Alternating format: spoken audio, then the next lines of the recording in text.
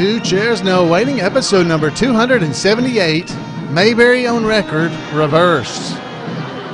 Two Chairs No Waiting is brought to you by the great folks over at Weaver's Department Store, weaversdepartmentstore.com. The great folks there are actually the Andy Griffith Show Rerun Watchers Club. So everything you buy from weaversdepartmentstore.com helps out the Andy Griffith Show Rerun Watchers Club.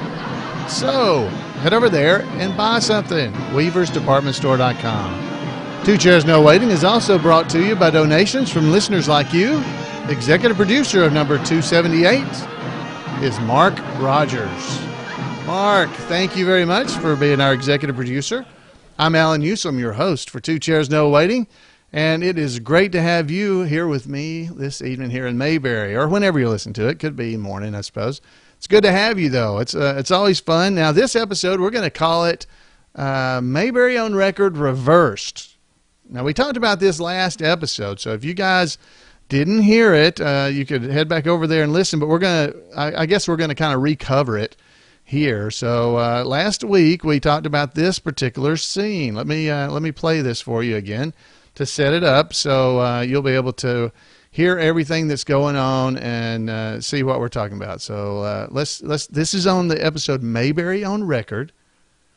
And it's when Mr. Maxwell is at the courthouse going to record Andy and Barney, going to record them talking into the microphone. And there's a point there where they rewind it. So let's just watch this first scene. This is with Barney talking into the microphone. So let's get this going. Something here. You say every day as a deputy sheriff. Oh, yeah, that. Mayberry Unit Number 1, to all units. Roger and over and under. So Barney's trying to talk into this microphone, and Andy's just laughing. That thing sure takes the gumption out of you, don't it? Now, let's see how you sound. That's me? That's rewinding the tape. Not to play it too loud, you'll round up every hog in the county. Now, let's press this button here and listen to Barney's remarks. To all units. Roger and over and under. Well, Deputy, you just got a case of mic fright. It happens to a lot of people. All right, so what we're going to be talking about now is the actual audio there that was actually played. Now, last week, if you'll remember, if you heard it, I'd played, because I played around with this a little bit, and I was able to, get these kind of sounds right here. Okay, we won't play mine because basically I was able to get those sounds, and I was able to pick out just a little bit like this. But I couldn't really figure out what it was. Now, we had we had Paul Mulik who wrote in to me, and I'm going to play that after we hear something, because we had Mike from Indiana, Mike Peacock. He actually took the time because, well, let's just let Mike tell you what he did, because here's Mike telling us where he figured out what this sound was. So, Mike, take this away. Thank you, Alan, and hi to everybody tuned into the podcast. Well, you got my curiosity aroused when you talked about Mayberry on Record and rewinding the tape. That rewind sound that sounded like this. That's me? That's rewinding the tape. Well, here at the radio station where I work, I ran it through my audio program, reversed the cut, and slowed it down many, many times. And it's interesting. You'll hear Andy talking about some things that he said in that episode, and also you'll hear the record producer at the end. Let's take a listen. I'm glad to come out all earth like Barney.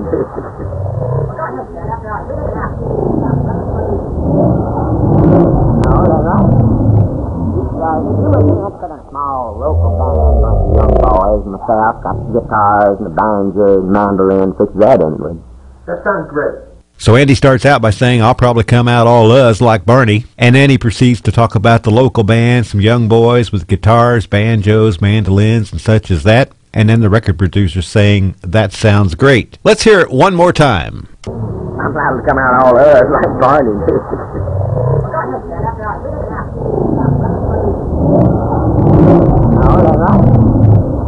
A small local band, like guitars myself, got the guitars and the banjo and mandolin, fix that anyway.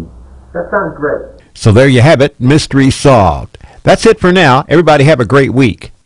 Well, Mike, thank you so much for taking the time to do that. And you can definitely hear that's what he is saying. And Paul Mulik had also written in saying those same things, talking about, we hear Andy saying, I'm liable to come out all uhs like Barney, which is what Andy actually says later in the scene. So let's, since we're telling that, so let's join that scene, because this is right after Barney had just tried to record, and he's like, yeah, well, I let this here do the talking for me. So let's hear just what happens right after that, and listen to what Andy actually says. This baby does my talking for me. Why don't you sing a song for Mr. Maxwell and hear how it comes out on tape? Oh, no, I'm liable to come out all us like Barney. You might as well, Sheriff, because if I make an album and it sells, anybody who records for me will get the standard percentage fee. Yeah? Mr. Maxwell, I don't reckon you'd be interested in a small local band, bunch of young fellows and myself, got banjo and guitars and mandolin, such as that in. Oh, it sounds great. So there you go. There was actually exactly what Mike was playing for us. It sounds great. So that was actually, if you were watching the episode, obviously the recording that he rewound had not even happened yet. So they obviously added that sound later. And if you really listen to what Mike had done there, so you could rewind the podcast and go back and listen.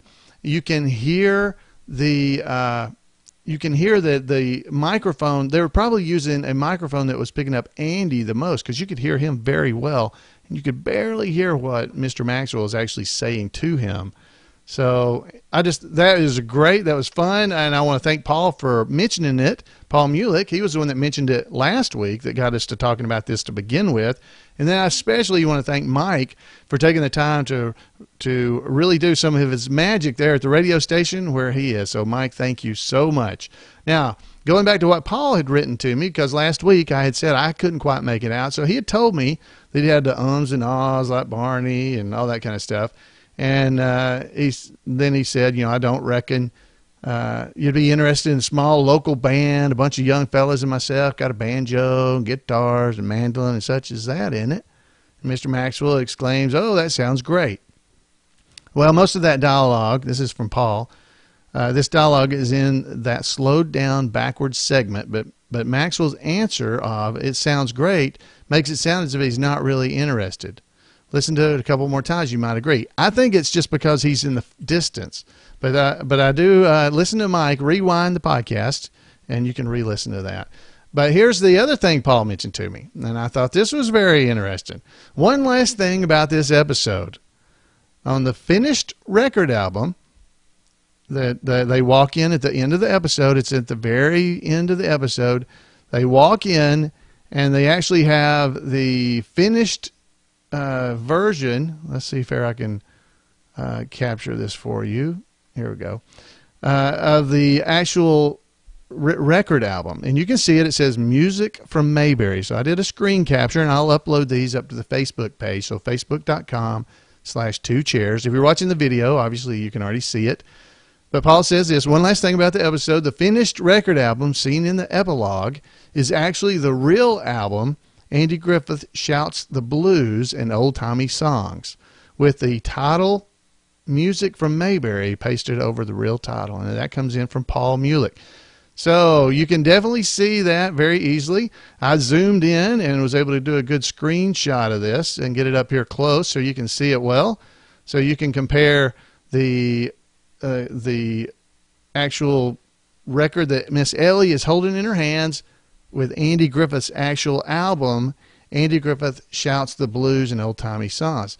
Now, the cool part about this, when she first walks into the courthouse, she actually has the album turned where you see the back of it. I was actually able to find a picture of what the back of the album actually looks like. So you can even see on the back of the album, they had replaced the actual title with Music from Mayberry, but you can actually see the real title on a picture I found of the album, and I even placed them right beside each other so you guys will be able to check out these pictures and see that indeed this was that particular album. So Paul Mulik, I want to thank you again, thank Mike, and just very nice trivialities for us to enjoy here in Mayberry.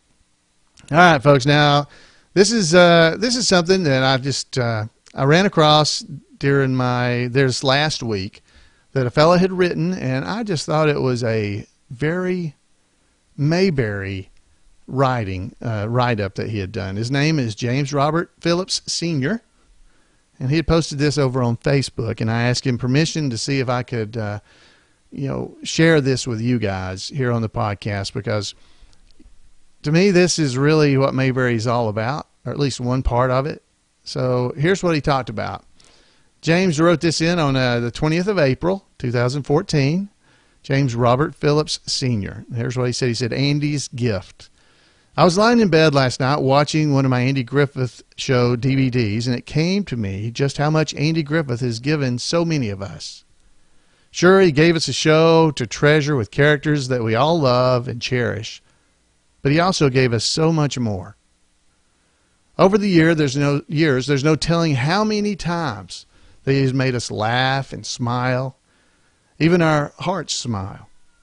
How many lessons he has taught us about life, such as to not jump to conclusions. When I asked her how come she didn't get a new one, she said, because her ma didn't have enough money. And you were saving to buy her a new coat for next winter? Uh-huh. By then I'll have enough. Andy taught us how important it is to stand up to people, for people we love. You have to understand something, Aunt B. Among folks that love each other like we do, nothing can be best for one of us unless it's best for you. He taught us how to always do the right thing by our friends, especially when they need us most.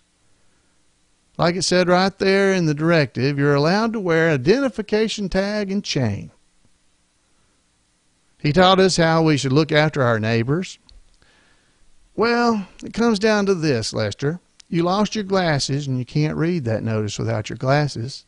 Helen here's too busy to read it to you, and your youngin's too little to be able to read all that legal stuff, so I can't foreclose.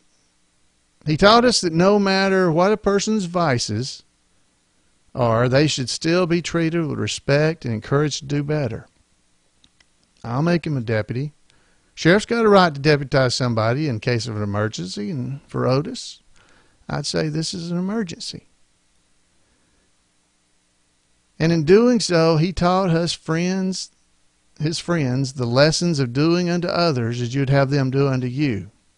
You got to understand, this is a small town, and the sheriff's more than just a sheriff. He's a friend. You see, when you're a lawman and you're dealing with people, you do a whole lot better if you go not so much by the book, but by the heart. And then the thought came to me, the real gift our mutual friend Andy Griffith had given me.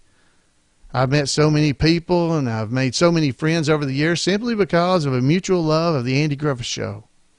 I can remember when the Andy Griffith Show Rerun Watchers Club first started by Jim Clark. Best I can remember, the membership was free. You just donated what you can. And they mailed you a newsletter for each of us quarterly or so. Wow, how has it grown? They decided that since we're such good friends, they'd just give a newsletter for us to keep. It's the first time I've ever had a genuine full-size regulation club membership. It was then that I realized the real gift that Andy Griffith had given us all was much more than that. In the bargain, we have now gained hundreds of genuine full-size regulation friends to match. Thanks, Andy. And he goes on, James Robert Phillips does, is just to list off a bunch of the people that he is thankful for. And so I'll just read some of them just because I want you to think about in your mind the people you've met and been able to enjoy friendships with because of your love of the Andy Griffith Show. He mentions Dink, Gary Dudley, Kathy Rudd, Judy, Thompson Mathis, Tommy Rainwater, Jerry King, Taylor Purdy Jr., Elaine Town, Karen Nice, Jackie Joseph, Ronnie Felker, Larry Inman, Alan Cook, Christy McClendon, Steve Hamilton, Tiffany Brown, Sid Burton, Phil Dingus, Mary Narrow, Connie Tibbs Dennison, I wonder if Ken Anderson, Randy Hudson, Jesse Freeze Jr., Zach Cooley, Brad Moore, Paul Mulik, David Browning, Arlene Galanka, Kim Hayden, Tony K. Baker, Phillips, just to mention a few, because Lord knows I can't remember them all, but I do appreciate all of you. James Robert Phillips. Folks, isn't that so true? Here we are on this podcast. You're listening to me. I'm getting to visit with you every week. I get to talk right in your ear as you listen, and it's a real blessing that Andy Griffith was able to give us this friendship that we've been able to cultivate. And even though I don't see you, I think about you a lot. And isn't that really what Mayberry's all about? Friendship, taking care of one another, being around one another. I think it is. So James Robert Phillips Sr., great job, and we appreciate you. Thanks for writing that. Folks, I'd love to hear from you. What's Mayberry meant to you? Give me a call at 888-684-8415. You can email me at floyd@imayberry.com or drop by over at Facebook at facebook.com/2chairs and visit there too. You'll be able to see pictures from tonight's episode, or drop by 2chairsnowaiting.com. Any of those ways, share some Mayberry love with other people. Tell them about the podcast. See how many more friends you can make because of the Andy Griffith Show.